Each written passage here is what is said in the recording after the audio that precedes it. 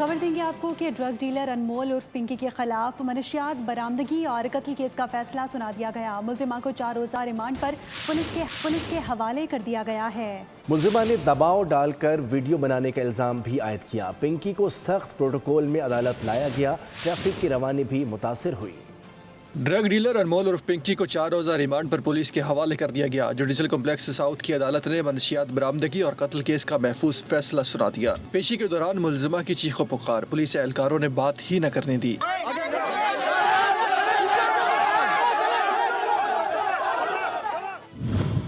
दौरान समाअत मुलजिमा ने पुलिस पर इल्ज़ाम आयद किया कि दबाव डालकर वीडियो बयान लिया गया है।